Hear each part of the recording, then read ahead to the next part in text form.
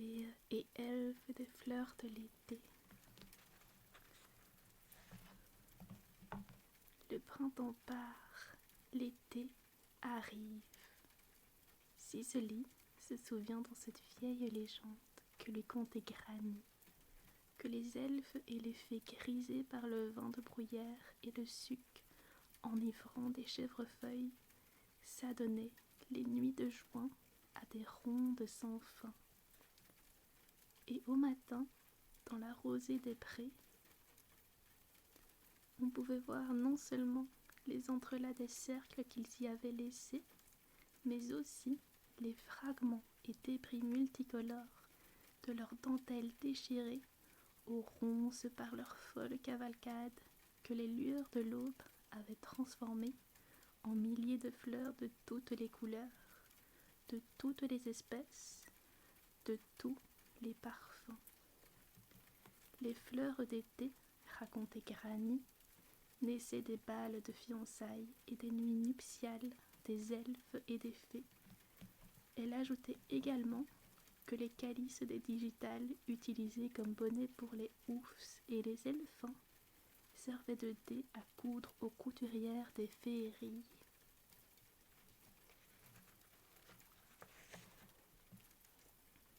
Et l'été à présent de tous est obéi, on voit à ses pieds, chargé des fleurs exquises des fées par milliers.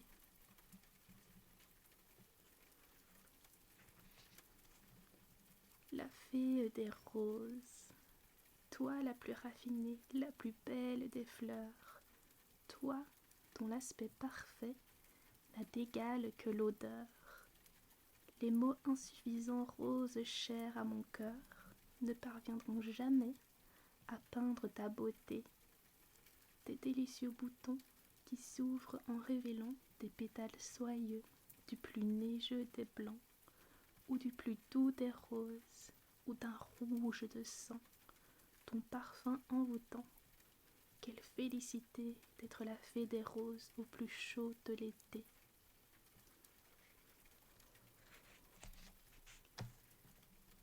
La fée des clématites des haies, voyageur aux pieds lasses, que l'aventure attire vers le grand port de mer où mouillent les navires. Vois donc, j'ai installé une ombreuse tonnelle à l'abri du soleil et de la pluie cruelle. Aussi repose-toi, pauvre garçon, ma fleur, la clématite amie, te portera bonheur. Voyageur aux pieds lasses qui retourne au pays de l'autre bout du monde où tu étais parti. Vois donc, j'ai accroché partout de blancs festons pour saluer le retour de l'ancien compagnon. Chez toi, ta tendre amie t'attend encore. Ma fleur, la clématite amie, t'a donné le bonheur.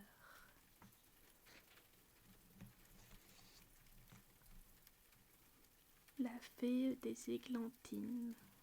Je suis la reine bien connue, je suis l'églantine ingénue. Tel un moineau, libre et légère, au cœur de chacun, je suis chère, joyeuse comme un chant d'oiseau, en juin, j'embaume les rameaux. Mes boutons roses sont charmants, aussi tendres qu'une joue d'enfant. Je n'ai qu'un mot, que je dis tous les jours, mon chant secret. Amour, amour, amour.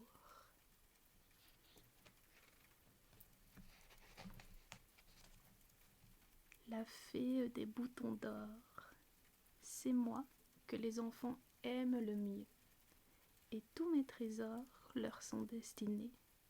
Pour eux, j'ai mis mes coupes d'or précieuses, chacune sur sa tige bien dressée. Ô charmant compagnon, vous que j'adore, le ciel d'été est d'un bleu éclatant, et les prairies remplies de boutons d'or sont le royaume des petits enfants. La fée des Jacobées.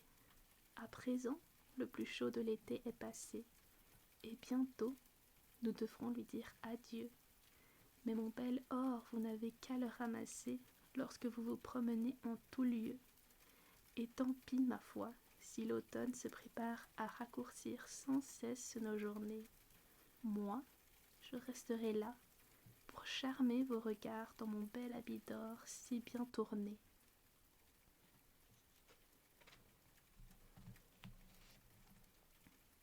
L'elfe des linéaires. Tous les enfants, grands et petits, me donnent des noms bien curieux, car je suis leur amie chérie et la compagne de leurs jeux. Ils pincent mes corolles dorées, tantôt ouvertes, tantôt fermées, et ils crient « Cymbalaire, Linaire, sœur du lin, petit nez de lapin ». C'est une fleur vraiment cocasse, à l'éperon jaune éclatant, avec sa figure qui grimace et qui fait s'exclaffer les gens. À flanc de colline, elle pousse, et sur les talus verts de mousse, on lui crie « Cymbalaire, Linaire, sœur du lin, petit nez de lapin ». La fée des myosotis. Minuscule et bleue, là où l'herbe pousse, mes fleurettes agitent leurs jolis frimousse. Tout au bord de l'eau, ou dans les jardins, mes grandes sœurs palpitent, du soir au matin. Les jardins, moi, je ne les connais pas, mais même petites, ne m'oubliez pas.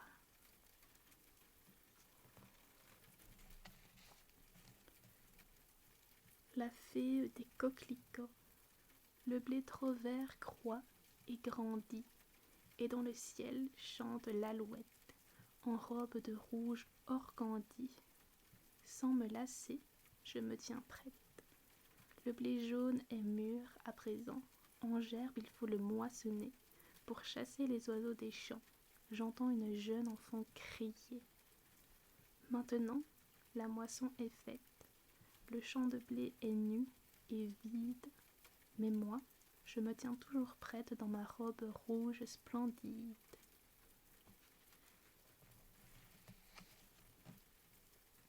La fée des scabieuses. Pelote d'épingles vaporeuses pour dames ou fées industrieuses. Ballerines parées pour la danse, mes fleurs sur leurs tiges se balancent. Elles saluent bien bas, avec espièglerie, les papillons volant dans les vertes prairies.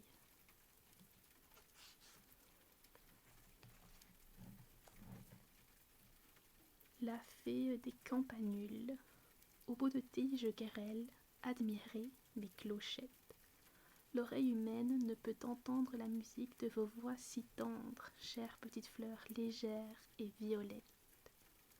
Quand s'étend la grisaille, amie du crépuscule, on entend soudain, douce et cadencée, pour les jeux, les fêtes et les bals de fées, tinter tout bas des clochettes des campanules.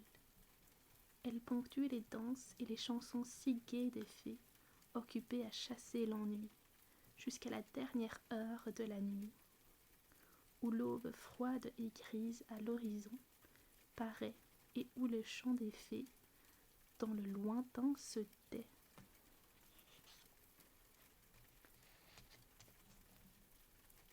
L'elfe des chèvrefeuilles. Le talus est abrupt, le sentier encaissé, la haie qui monte haut est tout embroussaillée, mais moi, je me faufile, et je m'accroche à tout, afin de me hisser vers le ciel bleu si doux. Ô chèvrefeuille adroit, tu montes lent et sûr, chèvrefeuille des bois, tu caresses l'azur. En bas dans le sentier, les passants effarés s'étonnent de me voir quand ils lèvent le nez, souffler dans mes trompettes éclaboussées de miel, dont le parfum divin s'élève jusqu'au ciel.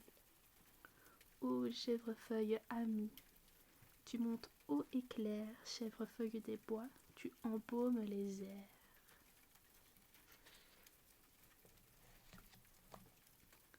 La fée des trèfles blancs. Je suis le trèfle blanc, bon et pimpant. Ma triple feuille est d'un vert éclatant. Écoutez vrombir l'abeille affamée. Donne-moi ton miel, trèfle, s'il te plaît. Oui, petite abeille, oui, avec joie.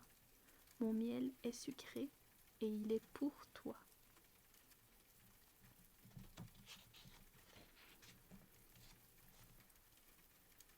L'elfe de l'herbe à Robert. La petite herbe à Robert, menue et prime sautière, pousse sur le talus vert ou sur le vieux mur de pierre. La petite herbe à Robert possède un rouge feuillage. Si l'on en croit les experts, c'est un géranium sauvage.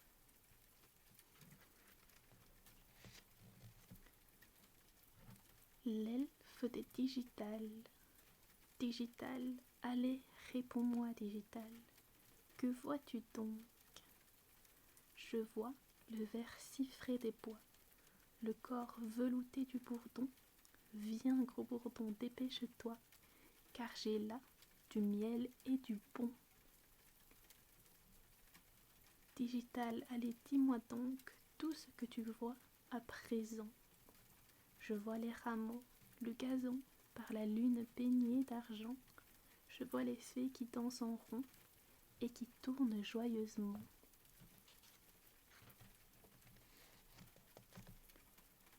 L'elfe des Morels. On me nomme Morel, ou bien la douce amère. Ah, méfiez-vous de moi, chère mioche.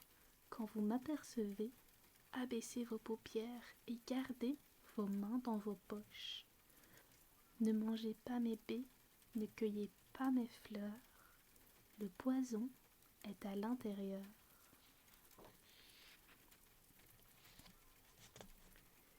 L'elfe des mourons rouges.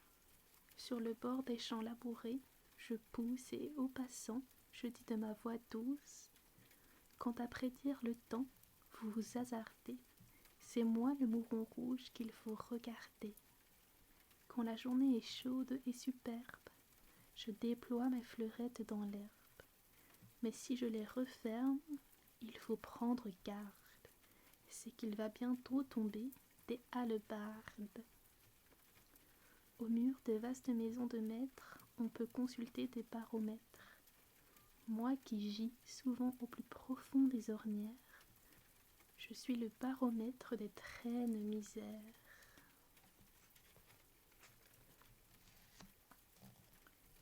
L'elfe des bruyères. Viens, bruyère, du Centrion au midi, étends la pourpre royale de ton tapis. Ô la mignonne, de l'Orient à l'Occident, la lande nue et triste attend ton vêtement. Me voici, j'arrive, et de mon pied vaillant, je m'en vais habiller la lande qui m'attend. D'un bout à l'autre bout, je chemine à grands bonds, et je sème mes fleurs à tous les horizons.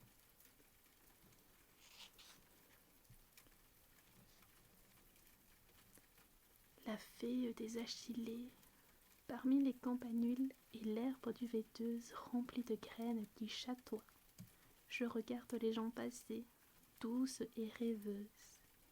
Ils ne prennent pas garde à moi. Pourtant, bien que d'autres que moi, et leur faveur, les enfants pleureraient, peut-être, les petits bouquets blancs et roses de mes fleurs si je venais à disparaître.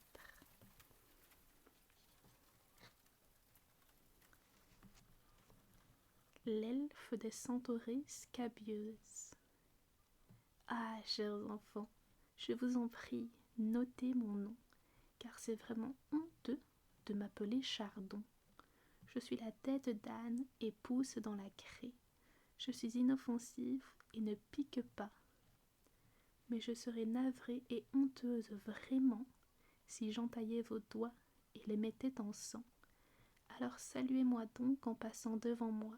Ma tige est très coupante. Attention à vos doigts. La fée des cypripèdes. Regardez-moi danser dans ma robe de flamme. En songeant à mes noms de rire, je me pâme. Hop là et tralala, Certains Anglais, je crois, m'appellent œuf au bacon, ce qui me met en joie. Et l'on me nomme aussi, c'est vrai, je vous le jure, les choses de coucou, car j'ai curieuse allure. Par les monts et les vaux, je danse et je bondis, car sabot de Vénus, c'est là mon nom aussi. Mais de cette déesse, je n'ai pas la superbe. Au cri des sauterelles, je me roule dans l'herbe. Et si l'on veut savoir sous quelle appellation me désignent les gens férus d'érudition, Cypripède est mon nom parmi les initiés. Mais les petits enfants disent ce qu'il leur plaît. Voilà les amis, pour ces fées et elfes des fleurs de l'été.